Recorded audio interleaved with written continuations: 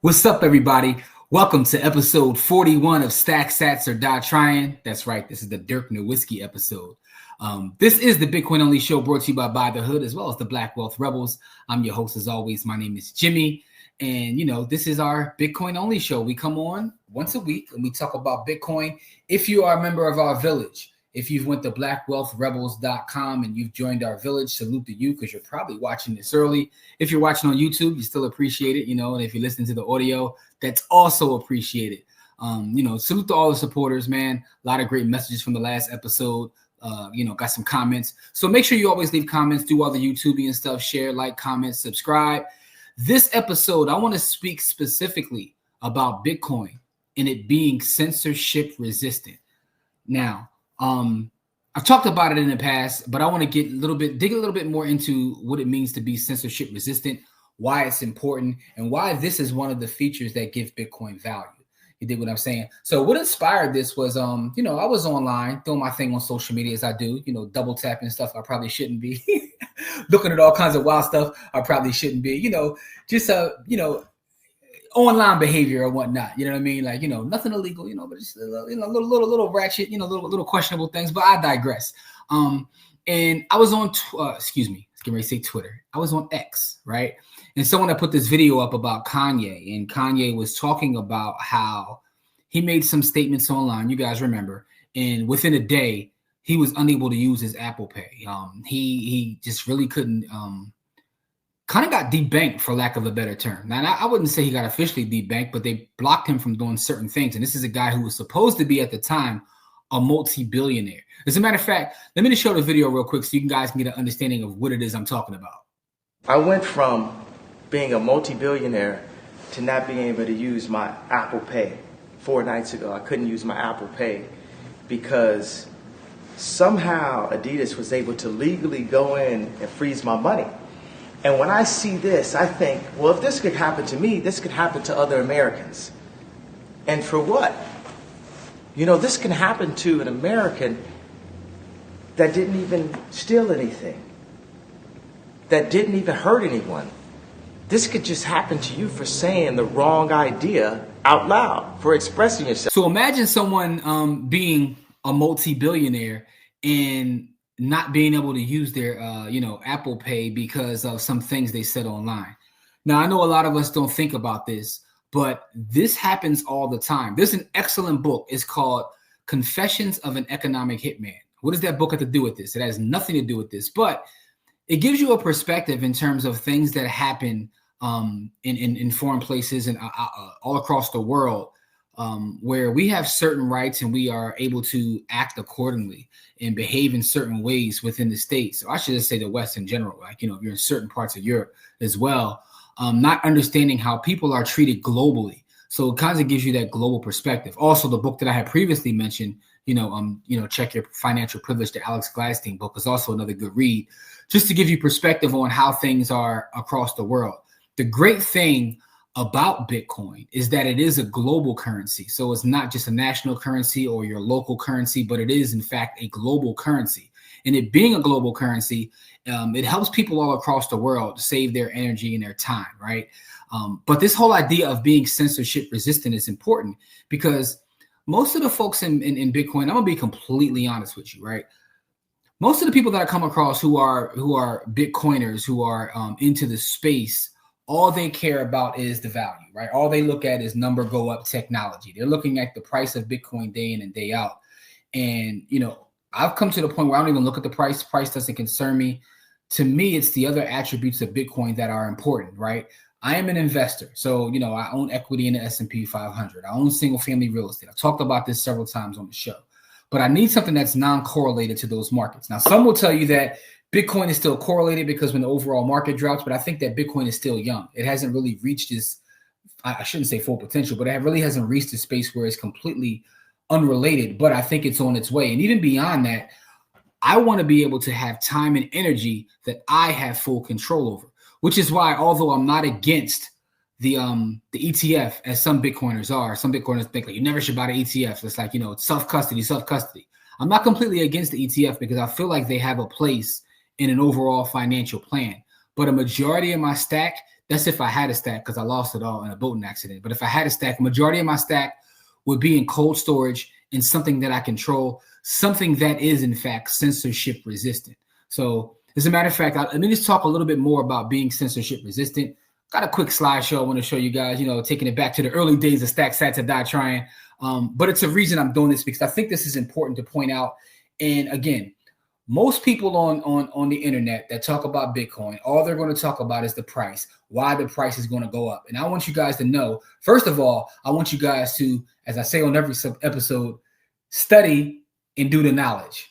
Do the knowledge, nigga. But secondly, I also don't want to be like those folks who just out here trying to get views and aren't really digging deeper into why Bitcoin has value, man. People be out here saying all kinds of stuff just to get views, and it's kind of embarrassing, man. Like, some of y'all got to stop it, man. Y'all really got to stop it. See what they do for views?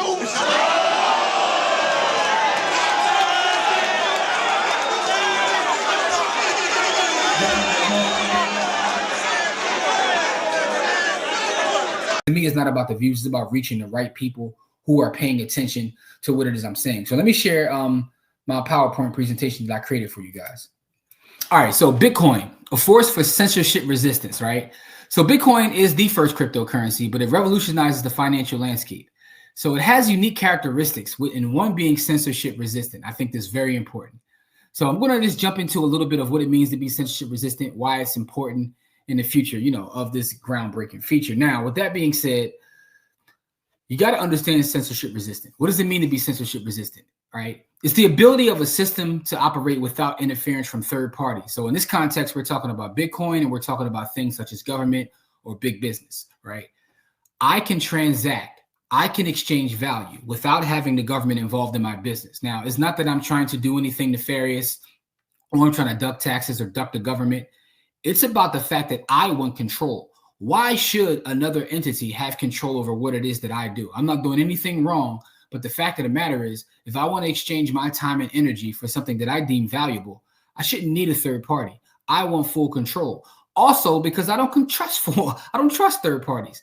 Let me tell you a quick story real fast in terms of why this is important to me and why this is one of the things that resonated with me in Bitcoin.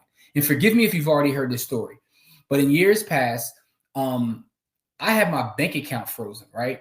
And it was a bank. I'm not going to say their name. Let's just call them Fells Wargo, right? They froze my bank account. So I'm trying to figure out why my bank account is frozen. Now, I have mortgages due. I have bills due. I got to eat. You know what I'm saying? Like, I got to live on this capital, and my bank account is frozen. And at the time, I didn't fully understand the ideas of decentralization. I was young. I was just getting in the workforce. I was still in college, as a matter of fact. I think I was in grad school. It was in my early 20s, whatever. But anyway, make a long story short, got to the bottom of it, figured out why my account was frozen. It had nothing at all to do with me. They froze the account of several people. Now, you guys, everyone calls me Jimmy. My government name is James Williams, which is a very common name. So come to find out, they froze the bank account on multiple people named James Williams. And I actually had someone dig into it for me. I had an attorney. So the good thing is I had connections outside of just having money. So I had, someone I knew look into it, and come to find out, and someone from the institution told me, this happens often, where they'll freeze, if your name is John Smith or Joe Smith or, whatever it may be, they will literally freeze a bunch of you just to try to get someone to pay. What they were freezing the account for was for child support, a child support order under the name of James Williams. What made it even crazier is the person that they were saying I owed child support for was someone that was older than me. Oh, halfway. I don't know where you guys are from, but that's a little, it's a little crazy. How do I owe child support? But I digress. Now, obviously it was wrong. It was an error. They put it on the wrong James Williams, and they took it off.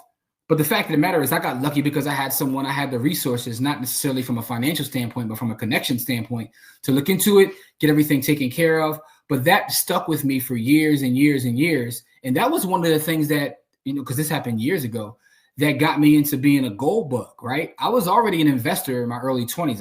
I've said several times, one of the great things about me is I'm an excellent saver, and I started investing early. I'm talking about first year of college, 17, 18 years old. I've been investing since then. but it made me look into something that they didn't have any control over, because I'm like, well, they can freeze my brokerage account. They can take my bank account. Hold on. I need something else. That's when I started stacking gold bars, because gold had a lot of the attributes that Bitcoin has, right? And maybe we could do a whole show about the difference between Bitcoin and gold and why I've literally don't even stack gold the way I used to. But I got into gold initially because I needed something outside of that. I'm like, if this happens again, I want to be able to take my gold bars, go down to the gold shop and get a couple dollars so I can feed myself. So I'm not really stuck at the whim of another entity, And again, this was a combination of the government and private industry, blocking my blessings and whatnot.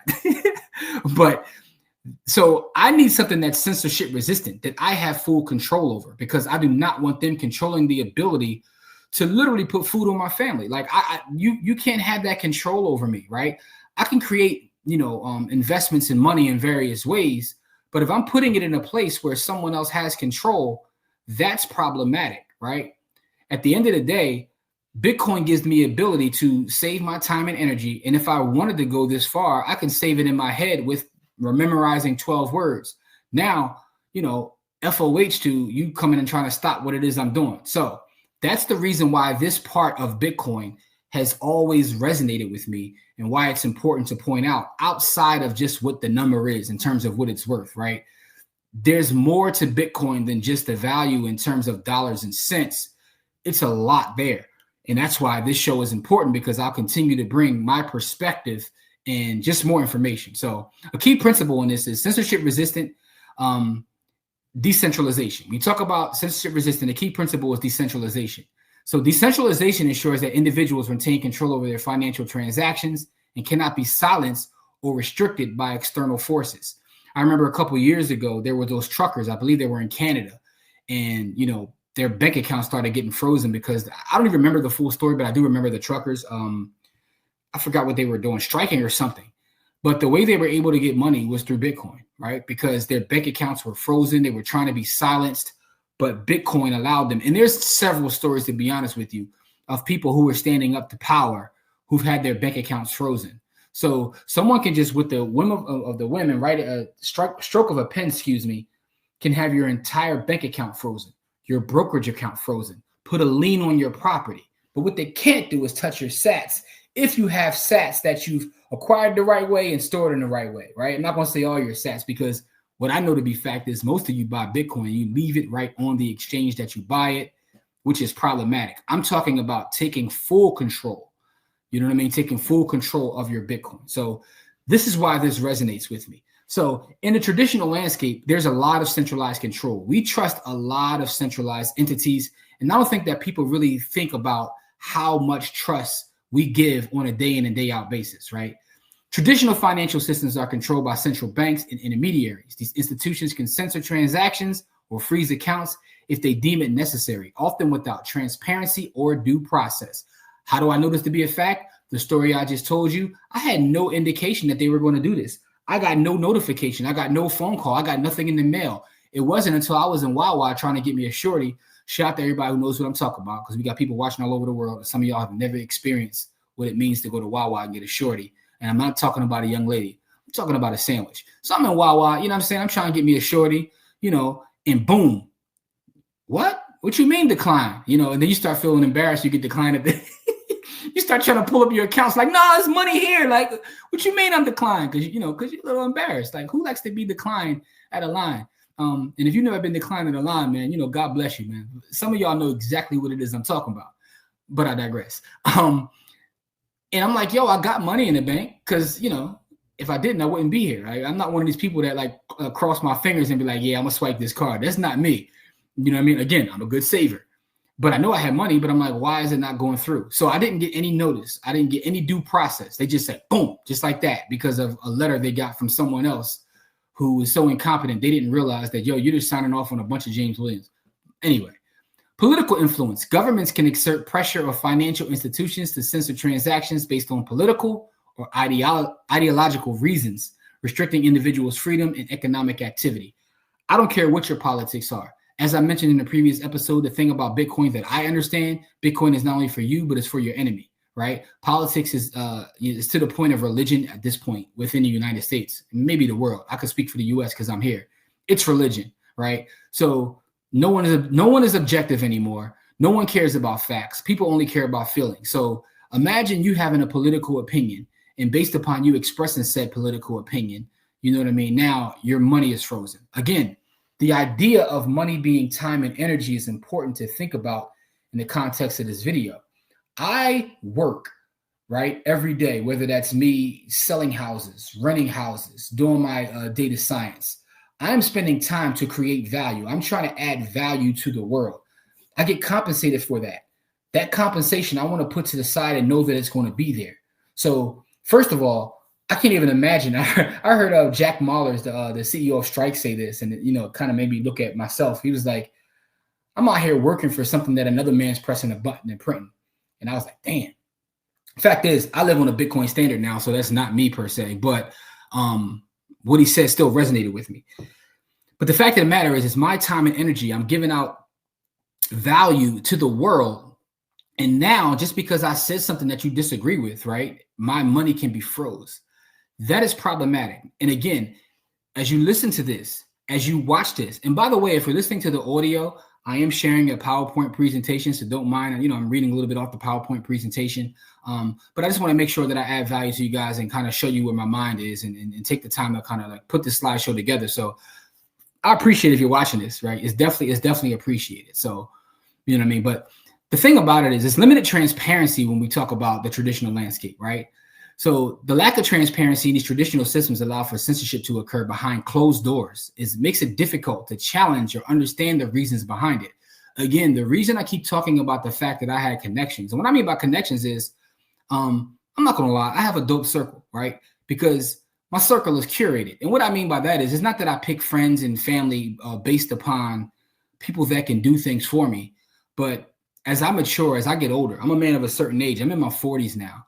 I spend less time, and I've also figured out this early on. I spend less time around people that I don't want to be around, right? So I want to be around people who are achievers, people who are doing things in education, in law, in finance. And, so I'm really protective of my energy, which is why I really don't debate online. I don't argue.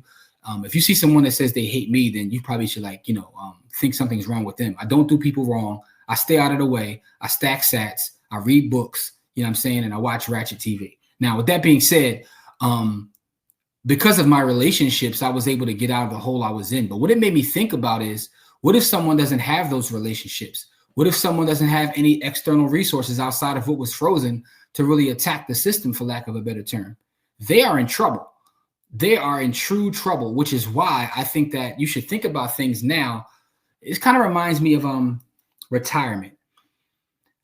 I've talked to several people over the last month who are in their 50s and some even in their 60s who are just starting to think about retirement. And I'm like, how are you in your 60s and you're just thinking about retirement? It's because you're living life willy-nilly and you're having fun and you're not thinking about your future self. What does that have to do with this? I want you to think about your future self now. We're all blessed to live in a space where, we don't deal with hyperinflation. We don't deal with governments just knocking down doors, not all of us at least, and taking what's yours. But it doesn't mean that it can't happen. I asked you guys previous video, are you prepared for a moment when when the ish hits the fan? Are you prepared for that? So that's the other part of Bitcoin. Bitcoin gives me a little bit of security in the sense that everything else is going one way. I had a real estate deal a couple years ago, right? Outside, I told you guys several times about the properties I bought early on with Bitcoin, but I had a real estate deal a couple years ago, and I wasn't as liquid as I generally am, but what I did have was Bitcoin, and it wasn't on my balance sheet because of how I had it at the time. Although I lost everything in a boating accident, so the mortgage broker was like, "Yo, you still need about $9K to close this deal," and and it was a big deal, and it's like after everything else, I don't see where you can get this $9K from. What they didn't know is I'm a Bitcoiner. I'm like, "Yo, I could bring it to you." What you mean you could bring it to me? I don't see it on your paperwork. Don't worry about that, right? So again, went to my sats, and because I never sell sats, this is after me selling sats for property. I leveraged it, got a loan against it, closed the deal, refied the property, put it right back. You know what I mean? So the fact of the matter is, I know for a fact that this is a person that combed through all my financial statements to figure out how I can make this deal happen. and they still weren't able to see the fact that I had sat sitting over here that allowed me to close this deal. I say all that to say that was a powerful moment for me. I'm proud of myself. So that was really me telling the story just to pat myself on the back.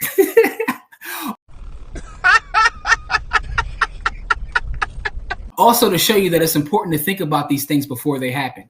Don't just wait until something happens to you to get serious about protecting yourself and your family. Again, when I talk about wealth and everything we do with the Black Wealth Rebels, by the way, we talk about wealth from a holistic standpoint. It's not about the numbers going up. It's not about buying Lambos. It's not about a lot of the degeneracy that you see online when people talk about money. I don't care to buy big mansions. I don't care to buy that. I care to be secure, to make sure my family's secure, to make sure that, we are able to thrive and survive in today. And, I'm about stacking sats for that reason. To me, stacking sats is so much more than hitting 100K. You know what I mean? I was talking to my wife this morning about that, like about where our net worth is in the grand scheme of things, and what does it mean we can do it? What does it mean that we can go get? And I'm like, well, it's not about getting anything for me. To me, this is security. This is another form of insurance. You know what I mean? Like, so think about things before they happen is the gist of what I'm saying here. Now, Bitcoin's anti-censorship shield, it has a secure network. Bitcoin's decentralized network operates on a distributed ledger, making it nearly impossible to tamper with or censor transactions. The thing about Bitcoin is I don't have to trust anyone, right? There's a lot of game theory. There's data science. There's everything built into creation of Bitcoin. And because it's on a distributed ledger, literally hundreds of thousands of nodes running everywhere, I don't have to worry about one person coming in and trying to change said rules. You can try to change the rules you want. You can go on your little node. You know what I'm saying? I shouldn't say little node. Yo, anytime somebody say, yo, what's your little this? It's a little slander there. But I shouldn't say a little node because I got a little node. Pause. Because, Pause. In Jesus' name. Anyway, but you can go and try to change the rules and say, I don't want to have 21 million. I want to have 42 million. The rest of us node runners are going to look at you like you're crazy and say, all right, go and do your thing. You know what I'm saying? You can fork off and go do your own thing. We're going to keep the rules the way the rules are. And that's important to understand. Its distributed ledger gives it power, right? It gives it power and it makes it censorship resistant. It has a global reach. Bitcoin is accessible to anyone with an internet connection, regardless of location or political affiliation. Transactions can be sent and received without limitations. And it's global. Again, I say it's global for a reason. You know what I mean? I'm someone that travels and leaves the country. My value can go with me. And I find, because again, I'm a Bitcoiner, there are Bitcoiners literally all across the world. This thing, you can't put it back in. The ketchup bottle is open, so you can't put it back, in the cabinet. It got to go in the fridge now. You know what I'm saying? Anyway, user autonomy. Bitcoin users are in control of their own funds and can transact freely without needing permission from intermediaries. And this empowers individuals and promotes financial freedom. Bitcoin promotes financial freedom. Be your own bank, as it says here on my shirt, right? Bitcoin promotes financial freedom. It's not just about, man, it was worth this, now it's worth that. It's about, I have financial freedom.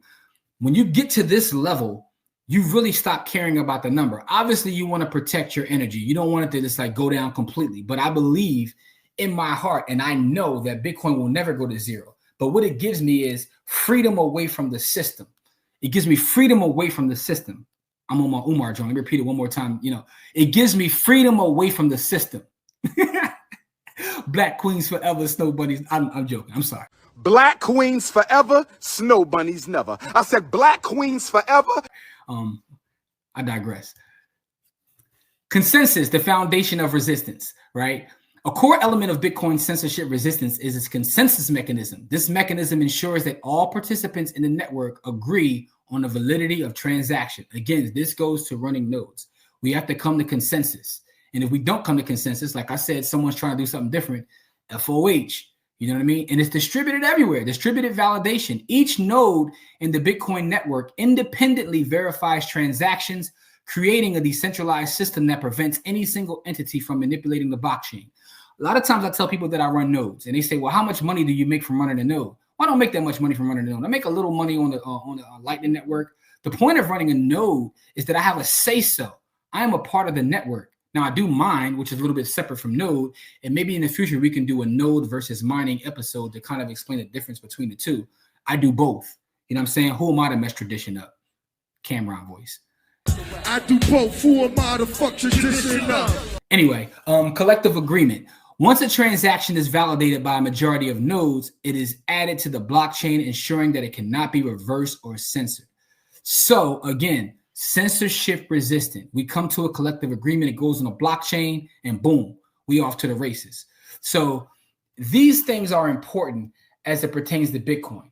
Consensus, right? Decentralization, censorship resistant. All of these things are separate from just the number. And that's kind of what I want to talk about today, is why censorship resistant is important. Inspired, of course, by the son of Donda.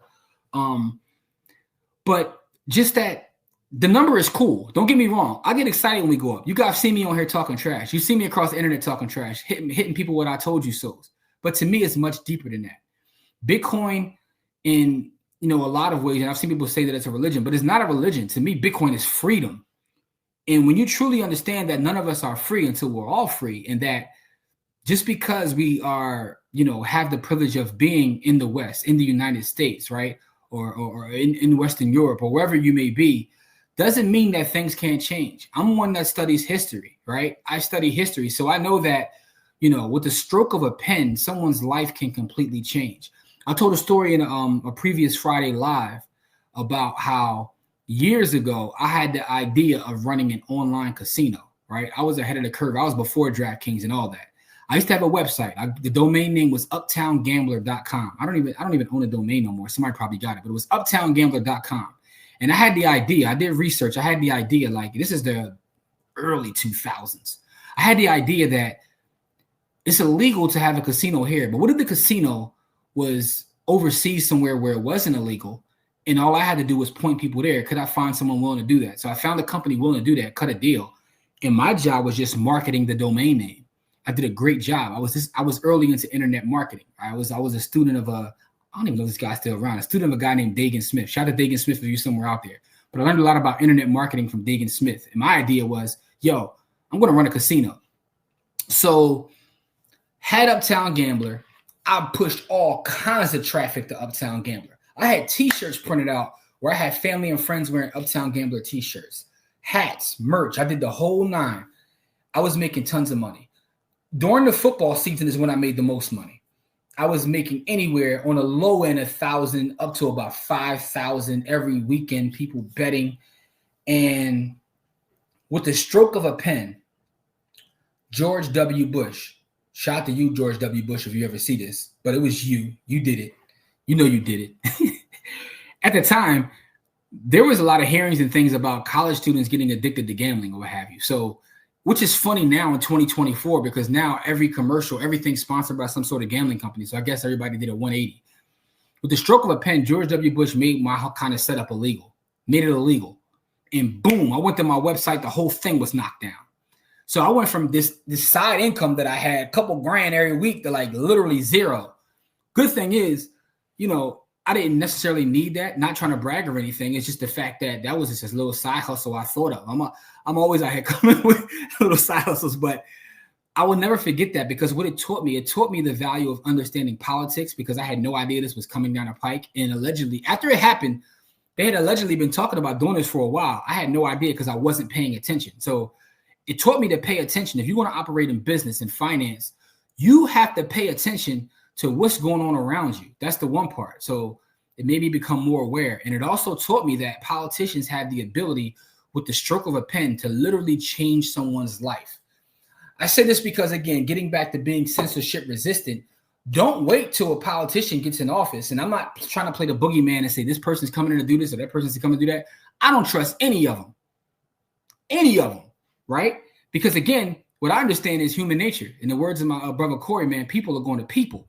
So just be prepared for what could happen. Understand the censorship-resistant nature of Bitcoin. If you understand the censorship-resistant nature of Bitcoin, you won't be so caught up in looking at what the number is in dollar terms, right? Because what we're looking at when we look at the price of Bitcoin is what it means in dollar terms. But what I will tell you is 1 Bitcoin is worth 1 Bitcoin. Let me repeat that. 1 Bitcoin is worth 1 Bitcoin. One more time, so you understand and overstand what I'm saying. One Bitcoin is one Bitcoin. So I need you to understand, overstand, and understand me. I need you to understand, overstand, and understand me. you can get caught up on what it means in dollars and cents, but it has a different meaning depending upon how you operate your financial situation, where you're located globally. Because again, when we talk about Bitcoin, we're talking about a global currency. We're talking about a global store of value. So just keep that in mind. So yeah, I just want to talk a little bit about being censorship resistant, why it's important, and why you should really pay attention to that, right? Don't just get caught up in the number. Like, look at other things, man. Now, with that being said, I know we had a little pullback this week, and some folks have been hitting me up, say, "Yo, did you sell anything? Did you do anything?" Nope, not at all. The answer is no, no, no, no, no, no, no, no, no, no, no, no, no, no.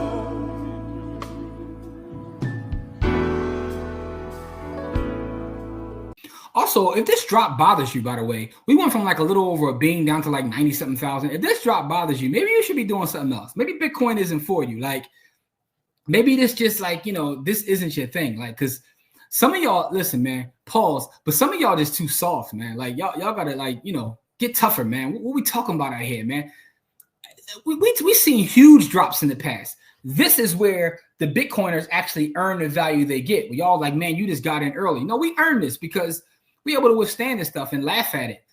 Some of y'all are just too soft, man. That's just what it is. That's some soft ass shit. Shut that soft ass shit up. All that soft talking. I know you can do it, man. You got the, man, shut that soft ass shit up, man. So, you ain't with me. How about this? And also, some of the folks that like, look at the ebbs and flows, and y'all be out here talking like, what if they want to make more Bitcoin? What if it's more than 21 million? Like, a lot of y'all, I realize, have not done your homework, and that's why you feel the way you feel. It's the reason why you promote shitcoins. It's the reason why you're still anti-Bitcoin, because you haven't done your homework. My thing is this. I'm okay with someone that does their homework and is still critical based upon their research, right? But if you haven't done the homework, if you haven't read a book, like, you probably should just shut up, man. I mean, that's just what it is. You probably should just shut up. Stop, y'all. Keep talking. Huh? You keep talking, man. And you shut the fuck up. Huh? Because the next thing you don't know. Huh? You know what I mean? Anyway, with that being said, man, we keeping this on a positive note, man. I love y'all. I appreciate y'all. Give me some comments. Give me some feedback. Let me know what you think about Bitcoin being censorship resistant. You know what I'm saying? At the end of the day, you know what I'm saying? Be your own bank. Control your own value. Protect your family, y'all. It is the holiday season. For those that celebrate, happy holidays to you. Listen, when I say this, I am true. I genuinely love you guys because the feedback that you give me, man, it's why I do this, right? Outside of the fact I love coming on and talking trash, I love the feedback that you guys give me. I love the fact that, based upon this show, I've been invited to come speak at schools. I've been invited to, classrooms and radio shows all across the world. So I definitely appreciate the feedback, people reaching out, and also just people from our community that haven't had anyone that looks like us to really have these kind of conversations. I appreciate people that have given me that feedback as well, man, because again, there's a lot of Bitcoin content creators.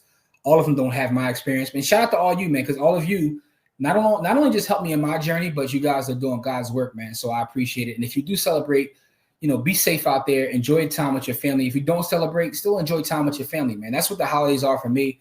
It's not that, I'm uber religious or I'm uber this, but time with family is important because, again, the thing about Bitcoin is really about time and energy. So make sure you value your time, because the one thing that's more valuable than Bitcoin is time. Make sure you value your time. Not to get preachy at the end of the episode.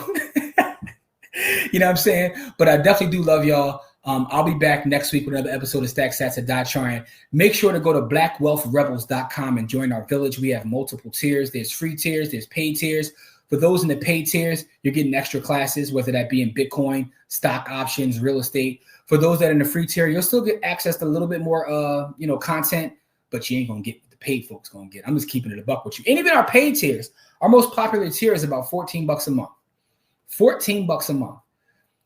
Sign up for the $14 a month, because here's what I'll tell you. You will get the value. You're going to make more than $14 a month based upon the information that you get. And you'll also be entertained, because we have a catalog of this entertaining content while you're working, while you're on the treadmill. You know what I'm saying? Your boss getting on your nerves. Go to Black Wealth Rebels, you know what I'm saying, .com, listen to the content, you know, be engaged, you know, just lock in, join our village, man. And we will be on the street starting 2025. But again, love you guys, appreciate you. Please stay safe, enjoy your family. Remember, stack sats or die trying. Peace.